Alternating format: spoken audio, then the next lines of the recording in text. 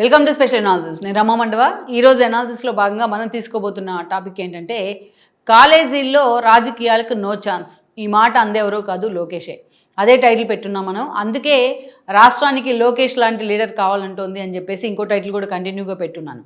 ఆ అంశం గురించే ఇక్కడ డిస్కస్ చేయబోతూ ఉన్నాను. ఈరోజు లోకేష్ విద్యాశాఖ మంత్రిగా ఉన్నారు, అదేవిధంగా ఐటీ శాఖ మంత్రిగా ఉన్నారు. ఐటీ శాఖ మంత్రి హోదాలో గూగుల్ ఏఐ డేటా సెంటర్ దగ్గర నుంచి మొన్న సిఐ సదస్సు దాకా ఎలాంటి విప్లవాలు సృష్టించారు, ఎన్ని పెట్టుబడులు రాష్ట్రానికి తెప్పించారు, ఎన్ని ఎంఓఏలు చేసుకున్నారు అనేది మనం చాలాసార్లు చెప్పుకునే ప్రయత్నం చేసాం. తన తండ్రి కంటే ఇంకొక అడుగు ముందే ఉండాలి ఆ రేస్లో అన్నట్టుగా ఆయన తన తండ్రితోనే పోటీ పడుతున్న తీరును కూడా మనం చూసాం ఒక ఐటీ మినిస్టర్ హోదాలో. ఇక విద్యాశాఖ పరంగా లోకేష్ తీసుకొస్తున్న ఇన్నోవేటివ్స్ మనం చూస్తూనే ఉన్నాం. డిఎస్సి నోటిఫికేషన్ కానీ, వాళ్ళకి నియామక పత్రాలు అందరి ముందు ఎమ్మెల్యేల సమక్షంలోని ఇవ్వడం కానీ, ఒక కార్యక్రమం గ్రాండ్గా నిర్వహించి, అంతేకాదు జాబ్ క్యాలెండర్ ఏదైతే ప్రకటించారో దానికి కట్టుబడి ఉంటున్న పరిస్థితి కానీ, ఎవరైనా ఉద్యోగులు కానీ ఉపాధ్యాయులు అసంతృప్తిగా ఉన్నారంటే వాళ్ళని పిలిపించుకొని కూర్చోబెట్టి మాట్లాడే ప్రయత్నం చేయడం కానీ, వాళ్ళని కన్విన్స్ చేసే ప్రయత్నం చేయడం కానీ, ఇక వీసీ నియామకాల్లో పూర్తి స్థాయిలో ప్రక్షాళన చేపట్టే ప్రయత్నం చేయడం కానీ, ఇలా చెప్పుకుంటూ పోతే చాలానే ఉన్నాయి. లోకేష్ ఒక విద్యాశాఖ మంత్రి హోదాలో ఆయన చేస్తున్న పనులు. స్టార్టింగ్లో చాలామంది అసలు లోకేష్కి విద్యాశాఖ ఎందుకు, ఆ శాఖ ఒక కత్తి మీద సాము లాంటిది, అలాంటి క్లిష్టమైన శాఖను లోకేష్ తీసుకోకుండా ఉండాల్సిందని చాలామంది మాట్లాడారు, పార్టీలో ఉన్న నేతలు కూడా. కానీ ఈరోజు విద్యాశాఖలో ఆయన తీసుకొస్తున్న ఆయన చేస్తున్న మార్పులు కానీ, విద్యాశాఖని సమూల ప్రక్షాళన చేసే దిశగా ఆయన వేస్తున్న అడుగులు కానీ చాలామందికి మన్ననలు పొందుతూ ఉన్నాయి. అయితే దీనిలో భాగంగానే ఏ చిన్న అవకాశం తనకు వచ్చినా లోకేష్ వదిలిపెట్టట్లేదు విద్యాశాఖకు సంబంధించి. మనం చూసాం పేరెంట్స్ టీచర్స్ మీటింగ్లో ఆయన తన తండ్రితో కలిసి పాల్గొన్న విధానం కూడా మనం చూసాం. సో లేటెస్ట్గా పలు కాలేజీల్లో కావచ్చు, విద్యాలయాల్లో కావచ్చు, అక్కడున్న ఎమ్యూనిటీస్కి సంబంధించి, అక్కడున్న సమస్యలకు సంబంధించి లోకేష్ పలు విద్యార్థి సంఘాలతోని, స్టూడెంట్స్తోని భేటీ కావడం జరిగింది. ఇక్కడ మనం చూస్తే కొంతమంది చాలా రాష్ట్రవ్యాప్తంగా ఉన్న కొన్ని విద్యార్థి సంఘాలు ఈ మీటింగ్కి అటెండ్ అయ్యాయి. పీడిఎస్యు కానీ చాలా సంఘాలు, ఇలాంటి సంఘాలన్నీ, విద్యార్థి సంఘాలన్నీ కూడా, ఏఎస్ఎఫ్ ఇలాంటి సంఘాలన్నీ పాల్గొన్నాయి. అయితే ఈ సంఘాల ప్రతినిధులతో పాటు కొంతమంది స్టూడెంట్స్ కూడా ఇంటరాక్ట్ అయ్యారు లోకేష్తోని. అయితే ఇక్కడ కొన్ని ఏదైతే రాష్ట్రంలో విద్యా వ్యవస్థ సమూలంగా ప్రక్షాళన జరగాలని చెప్పే క్రమంలో లోకేష్ కొన్ని కీలక కామెంట్స్ చేశారు.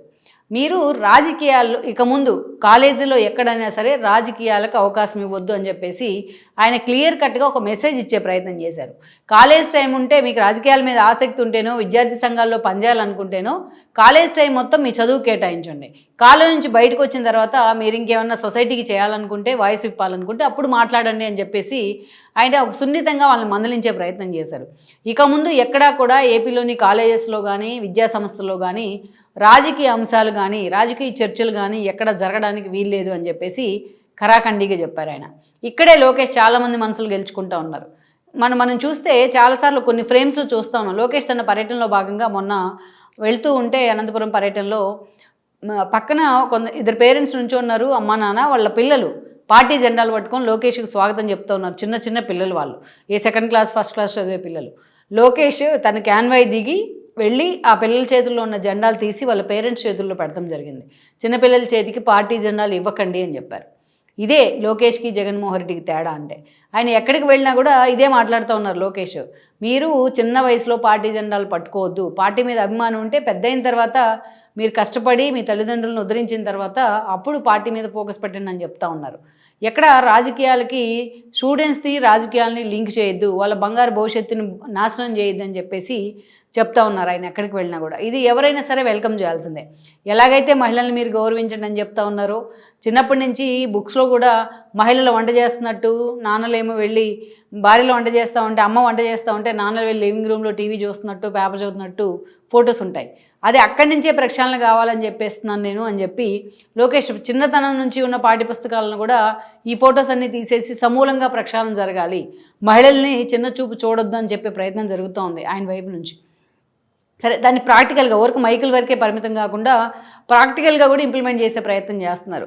చిన్నపిల్లలు జెండాలు పట్టుకుంటే తీసి వాళ్ళ చేతుల్లో పెట్టం కానీ, చిన్నపిల్లల్ని రాజకీయాల్లోకి లాగొద్దు అని చెప్తాం కానీ ఎక్కడికి వెళ్ళినా. సరే, ఈ క్రమంలోనే లేటెస్ట్గా లోకేష్ చేసిన కామెంట్స్ మాత్రం మరోసారి వైరల్ అవుతూ ఉన్నాయి.